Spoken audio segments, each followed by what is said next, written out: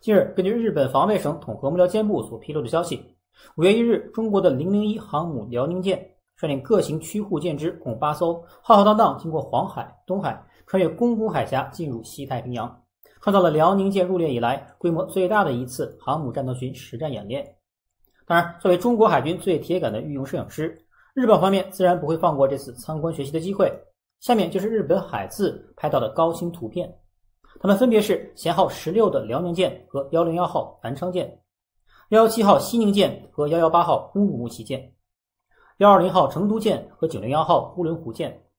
，531号湘潭舰和151号郑州舰。其中最后的054A 和052C 来自东海舰队，前面6艘均属于北海舰队。除了以上这8艘水面舰艇外，不出意外的话，下面也会相应的配有1至2艘潜艇随行。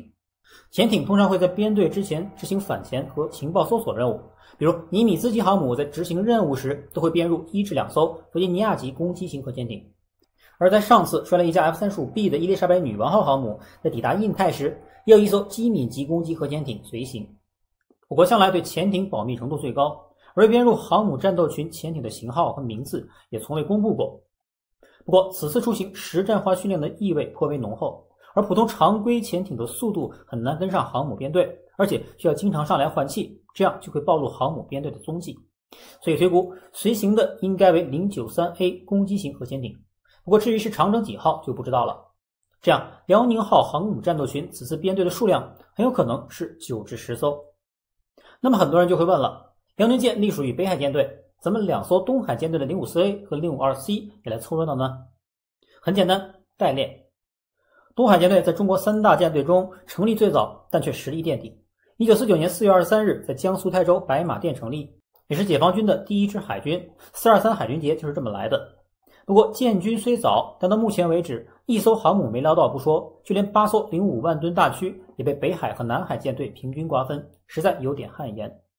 归根到底还不是东南方向那个岛没解决吗？东海舰队不能说国家不重视，当年从俄罗斯购得的4艘现代级驱逐舰就全部放在了东海。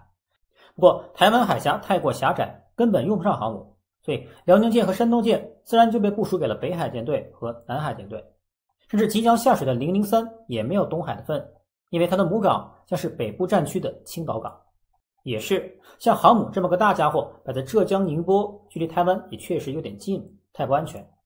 东海舰队当前需要的自然是登陆舰，除了3艘071外，最新的2艘075、32号广西舰和33号安徽舰也都将部署给东海舰队。不过现在错过航母也不要太过失望，按照我国6艘航母的建造计划，东海舰队将会在未来部署2艘，不过那要等到解决台湾问题之后了。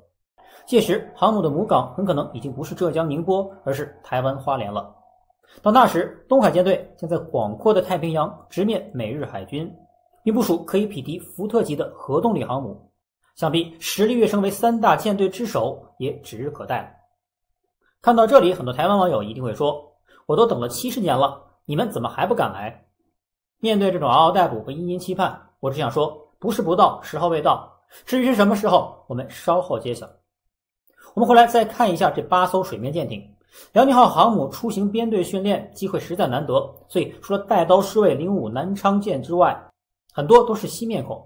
而在3艘052D 驱逐舰里，118号乌鲁木齐舰更是刚刚完成了为期半年的海外部署，休整仅1个月便随辽宁舰再次出行。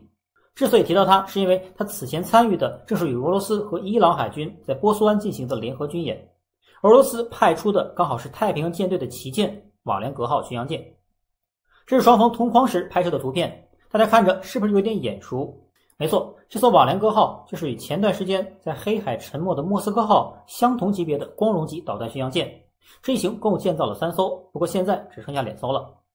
作为太平洋的旗舰，瓦良格号建造自1979年，和我国的052D 摆在一起，就透射出2支海军，一个老迈不堪，另一个朝气蓬勃，对比异常明显。中国的052D 优势在防空，而光荣级的优势则在反舰。不过近期在央视曝光了舰载版鹰击21的画面后，这个差距将被抹平。尽管乌鲁木齐号在吨位上跟瓦良格号差了一个054出去，但在综合性能上已超过光荣级导弹巡洋舰了。除了带刀护卫之外，航母出行没有奶妈陪伴怎么能行呢？这次派出的是经过大规模舷号改编后的901呼伦湖号综合补给舰，它此前的舷号为965。之前给大家介绍过，我国的补给舰和电侦船等支援类船只舷号异常混乱，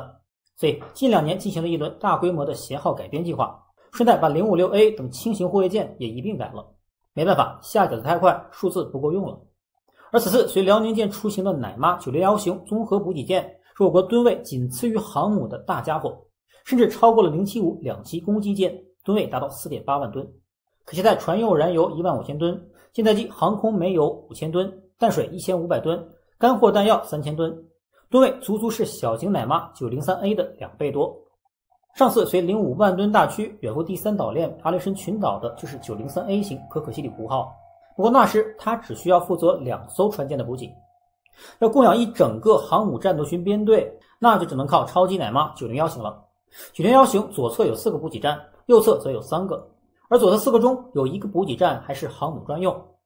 之前在航母3态的宣传片中，一开场大家就可以看到尚未更改舷号的呼伦湖号为航母和05万吨大驱同时补给的画面。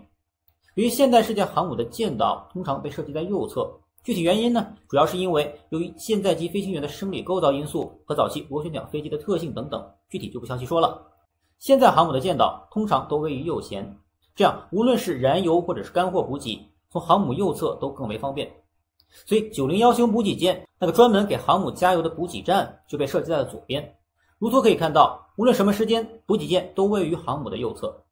当然，凡事都有个例外，英国的伊丽莎白女王号航母就在左舷也加了个加油口。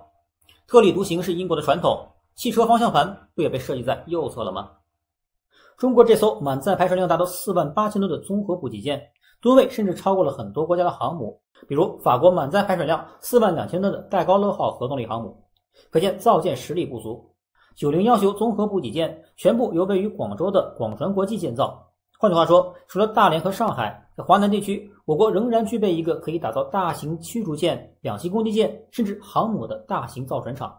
如果未来需要，北、中、南可3舰齐发，中国海军的下饺子能力可以得到进一步提升。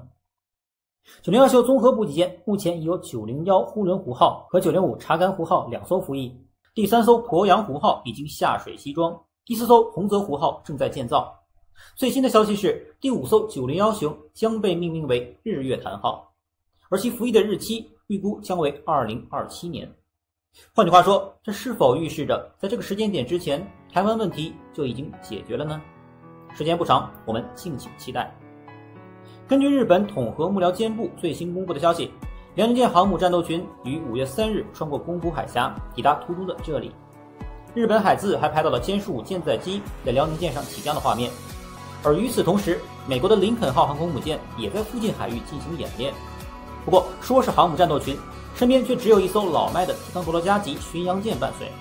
护卫力量明显不足，尤其是在辽宁舰航母战斗群的8艘新舰面前，实在略显寒酸。